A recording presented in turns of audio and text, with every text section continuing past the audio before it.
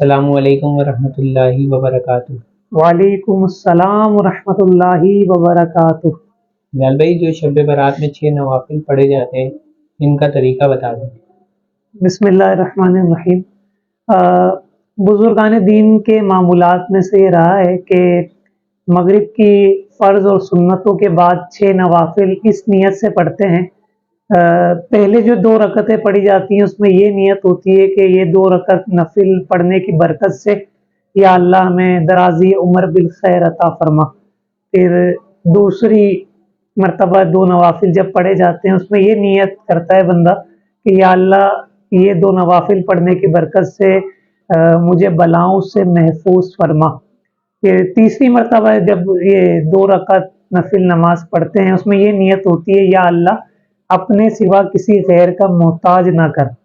تو ان نیتوں کے ساتھ یہ 6 نوافل پڑھے جاتے ہیں۔ پھر اس کا طریقہ کار یہ ہوتا ہے کہ آپ سورہ فاتحہ کے ساتھ چاہے تو 3 مرتبہ سورہ اخلاص پڑھ لیں یا کوئی بھی سورت پڑھ لیں، تو 6 کے 6 نوافل میں جو سورت پڑھنا چاہیں آپ پڑھ سکتے ہیں۔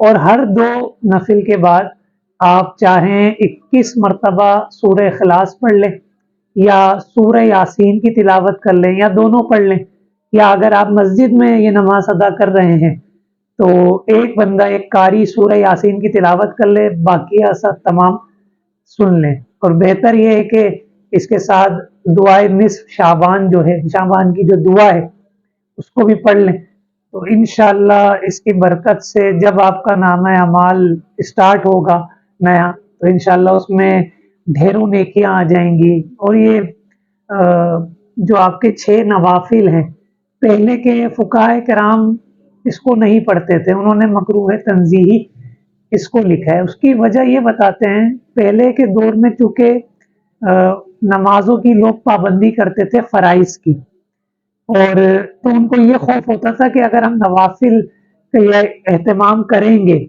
تو لوگ فرائض سے دور نہ ہو جائے، تو پہلے اس طریقے کے نوافل مکروہ لکھے ہیں فقہائے کرام نے۔ اعلیٰ حضرت امام اہل سنت رضی اللہ تعالیٰ عنہ کا بھی اس حوالے سے فتاوی رضویہ میں فتویٰ موجود ہے، اس کا میں مضمون عرض کرتا ہوں۔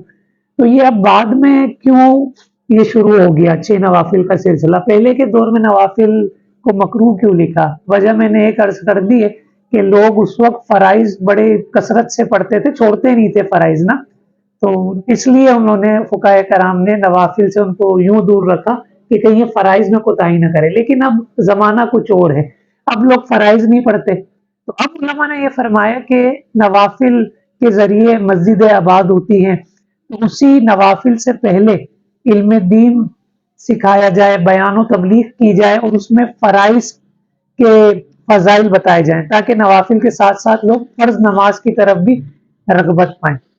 اسی طریقے سے ایک اور مسئلہ ہے کہ پہلے کے دور میں یہ ہوتا تھا جب جنازہ جاتا تھا تو اس وقت نعرے تکبیر وغیرہ یا کلمہ شہادت اس طریقے کے نعرے یہ نہیں لگا کرتے تھے۔ اب جاتے تو ابھی کہتے ہیں کلمہ شہادت، پہلے نہیں لگنے کی وجہ یہ تھی جنازہ جب لے جایا جاتا تھا تو پتہ نہیں چلتا تھا کس کے مرحومین کا انتقال ہوا ہے، تو اس وقت لوگ خوف خدا سے روتے تھے اگر کسی کا انتقال ہو جاتا تھا، قبر و آخرت کو پیش نظر رکھ کے روتے تھے، تو اس میں کلمہ شہادت کے لفظ نہیں بولے جاتے تھے۔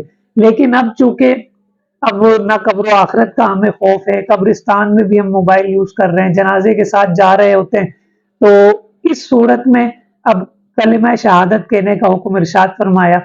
خلاصہ کلام اس کا یہ بنتا ہے کہ فقہائے کرام نے جب جنازہ لے کے جاتے تھے تو اس وقت کچھ پڑھنے سے منع فرمایا، اور نوافل الگ سے جماعت جو ہوتی تھی نوافل وغیرہ پڑھتے تھے اس سے بھی منع فرمایا، مکروہ تنزیہی اس کو فرمایا ہے۔